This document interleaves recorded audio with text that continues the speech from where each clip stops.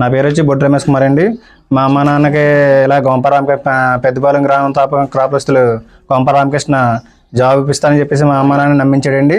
మీ అబ్బాయి ఇంటర్మీడియట్ చదువుకున్నాడు కదా, ఖాళీగా ఉన్నాడు కదా, మేము పీఈటీ జాబ్ ఇప్పిస్తామని చెప్పేసి మా అమ్మ నాన్నకి మాయమాటలు చెప్పాడు సార్. 2 లక్షల ముందు ఇలా కట్టాలని చెప్పేసి 2 లక్షలు అమ్మ నాన్న నుంచి ఎటుకు వెళ్ళిపోయాడు ఇక్కడ నుంచి డబ్బు. ఆ తర్వాత మళ్ళీ నేను ఇంకో 2,50,000 సగం పని అయింది, మీది ఇంకో సగం పని ఉండిపోయింది. మిగతా 2,50,000 కూడా ఇచ్చేస్తే మొత్తం కంప్లీట్ అయిపోతుంది. ఇది ఆ ట్రైనింగ్ అయిపోయిన తర్వాత మీ అబ్బాయికి జాబ్ వచ్చేదని చెప్పేసి 4,50,000 ఎట్టిపోయింది. గోంపరామకృష్ణ భార్య ఇద్దరు కలిసి సుమారుగా 2 సంవత్సరాలు అవుతుంది సార్. ఈ అమౌంట్ ఎట్టిపోయి ఇప్పుడు దాకా జాబ్ లేదు, ఏమి లేదు సార్. అడుగుతుంటున్నాం అది అని చెప్పేసి కాలకాపం గడుపుతున్నాడండి. నాకు మొత్తం ఏజ్ చూస్తాను, ఏజ్ బాగా పెరిగిపోతుంది సార్. గవర్నమెంట్ జాబులు కూడా ఇంకా అర్హులు అవును సార్. ఇంకా దాన్ని బట్టి మీరే కొంచెం చూడాలి సార్. మొన్న ముందు 2023లో ప్రతిపాడు పోలీస్ స్టేషన్లో కంప్లైంట్ పెట్టాను సార్. ఇలాగ జాబ్ ఇలా డబ్బులు తీసుకున్నారని చెప్పేసి కంప్లైంట్ పెట్టాను సార్. ఆ పోలీస్ స్టేషన్లో కూడా మాకు ఏ న్యాయం జరగలేదు సార్. ఆ తర్వాత పెద్దలో కూడా పెట్టాను సార్. పెద్దలో కూడా మాట్లాడితే పెద్దల ద్వారా కూడా ఏ న్యాయం జరగలేదండి.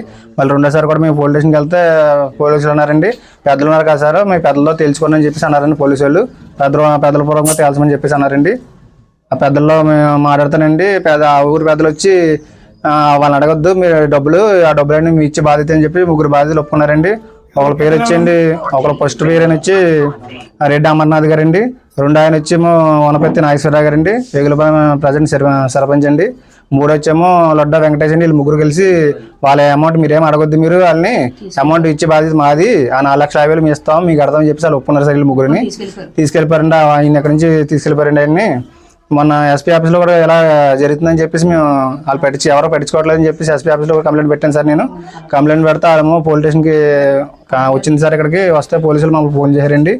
మేము స్టేషన్కి వెళ్తేనేమే మొన్న ఎస్ఐ గారు ఖాళీగా లేదు నాకు, మీ తర్వాత ఫోన్ చేస్తామండి, వాళ్ళని పిలిపిస్తాం మాట్లాడదాం అని చెప్పేసి అన్నారండి ఎస్ఐ గారు. మళ్ళీ అప్పటి నుంచి ఇప్పుడు దాకా ఫోన్ చేయలేదండి. మళ్ళీ మన సోమవారం రీసెంట్గా 2 days బ్యాక్ ఎస్పీ ఆఫీస్లో కూడా కంప్లైంట్ పెట్టానండి. నేను కంప్లైంట్ పెట్టి ఇంకా వాళ్ళు ఇంకా రాలేదు సార్, ఫోన్ నెంబర్ ఇంకా రాలేదు నాకు ఇంకా ఫోను.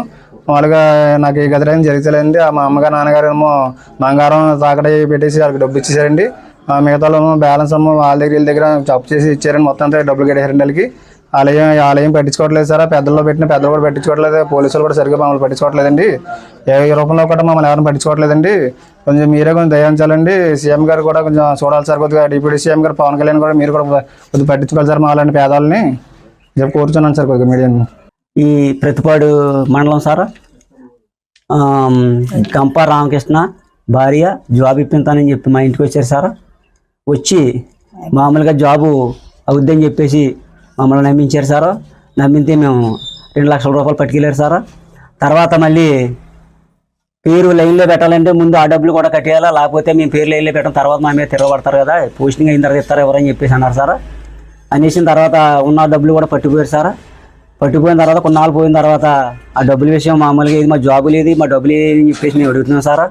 అడుగుతుంటే కాలక్షేపం చేస్తున్నారు తప్ప డబ్బులు ఏమి ఇచ్చి బాధ్యతలు ఇస్తలేదు సార్. వాళ్ళు ఇవ్వకపోతే మేము ఓసారి అతను తీసుకొచ్చామండి, పెద్దపల్లి వస్తుంది, పెద్దపల్లి వెళ్ళండి, ఇక్కడ పెద్దలు తీసుకొచ్చారు సార్. పెద్దల కాడ పెట్టి మేము తేల్చుకుంటున్నాం సార్.